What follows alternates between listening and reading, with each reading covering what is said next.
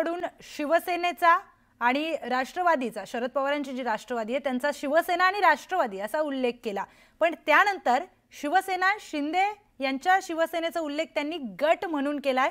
त्या संदर्भात आपण बोलणार आहोत। ज्योती वाघमारे आपल्यासोबत जोडल्या गेलेल्या आहेत। ज्योतिताई, राज ठाकरेंकडून असा उल्लेख करण्यात आलाय शिवसेना शिंदेंच्या शिवसेनेचा गट आणि अजित पवारांच्या राष्ट्रवादीचा देखील गट म्हणून उल्लेख करण्यात आलाय।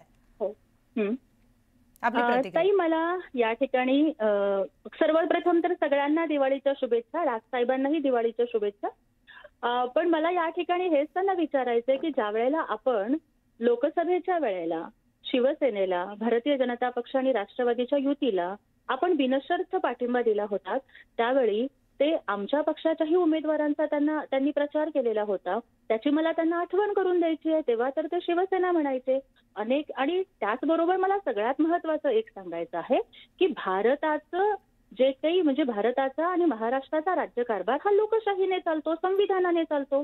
संविधानानं जनता सार्वभौम आहे आणि कोण गट आहे, कोण पक्ष आहे, कोण असली शिवसेना आहे आणि कोण नकली शिवसेना आहे हे विधानसभेच्या आणि लोकसभेच्या निवडणुकीमध्ये जनतेनं दाखवून दिलेलं आहे। त्यामुळे जनतेचा कौल ज्यांच्या सोबत आहे ना, म्हणजे डॉक्टर बाबासाहेब आंबेडकर म्हणतात की आता राजा राणीच्या पोटातून जन्माला येणार नाही, तो मताच्या पेटीतून जन्माला येईल। आणि मग जिथे जनतेनं निकाल दिलाय लोकसभेला पण आणि विधानसभेला पण की शिंदे साहेबांच्या नेतृत्वाखालील शिवसेना ही खरी शिवसेना आहे, तिथं एखादी व्यक्ती काय म्हणते यापेक्षा कोट्यावधी जनता काय म्हणते याला आपण महत्व दिलं पाहिजे। आणखी त्याच्याही पुढे जाऊन मला एक सांगावंसं वाटतं की दोन भाऊ एकत्र येत आहेत, शुभेच्छा, परंतु मोठ्या घरातल्या दोन भावांच्या भोवती फिरणारं राजकारण हे 2,47,00,000 गोरगरीब सर्वसामान्य लाडक्या बहिणींच्या पर्यंत शिंदे साहेबांनी पोहोचवलेलं आहे, त्यांनी ओवाळणी दिलेली आहे। त्यामुळे भाऊबीज ही महायुतीचीच होणार आहे हा आम्हाला विश्वास आहे। पण ताई, जनतेच्या कौल बद्दल तुम्ही बोलतायत, राज ठाकरे यांनी जनतेचा कौल याचा एक हे वाक्य घेऊनच त्यांनी पुढे हे देखील म्हटलंय की मॅच होण्याच्या आधीच मॅच फिक्सिंग झालेली आहे आणि मतदार याद्यांमधील काही कथित घोळाबद्दल देखील ते बोललेत।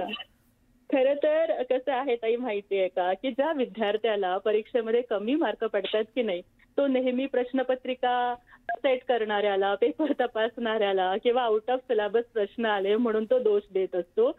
विद्यार्थी कधीच माझा अभ्यास कच्चा होता हे कधीच मान्य करत नाहीयेत। हे सगळे विरोधक ना अशा विद्यार्थ्यांसारखे वागतायत, यांना कोल्ह्याला द्राक्ष आंबट अशी यांची परिस्थिती झाली आहे। परवा निवडणूक आयोगाकडे जेव्हा हे सगळेजण भेटायला गेले आणि आदरणीय राजसाहेबांनी जो मुद्दा उपस्थित केला, मुलीचं वय जास्त, वडिलांचं वय कमी, एका वृत्तवाहिनीने तिथे त्यांच्या घरी भेट दिली तर ते खरं तर वडील आणि मुलगी नव्हते, तर पती पत्नी होते। आणि वयामधला जो आकडा होता ना 124 वर्ष, ती टायपिंग मिस्टेक झालेली आहे हे त्या महिलेच्या पतीने ऑन कॅमेरा सांगितलेलं आहे। काही टायपिंग मिस्टेक असू शकतात किंवा काही त्रुटी असू शकतात, त्याच्यामध्ये निवडणूक याद्या निर्दोष करण्यासाठी आम्हीही निवडणूक आयोगाकडे काही हरकती पाठवतोय। ग्राउंड वर्क नाही, पोलिंग एजंट नाहीयेत ह्यांच्याकडे, बूथ प्रतिनिधी नाहीयेत, म्हणून ह्यांचा होमवर्क कच्चा पडतोय। आणि भुमरे साहेबांच्या संदर्भातलं जे त्यांनी विधान केलं ना, बघा त्या लोकांनी जमिनीवरती कधी निवडणुका लढवलेल्या नाहीयेत, त्यामुळे जे मतदार शिक्षणासाठी, नोकरीसाठी ते स्थलांतरित झालेले असतात, त्यांना संपर्क साधावा लागतो। निश्चितच ताई, धन्यवाद आपण दिलेल्या प्रतिक्रियेसाठी।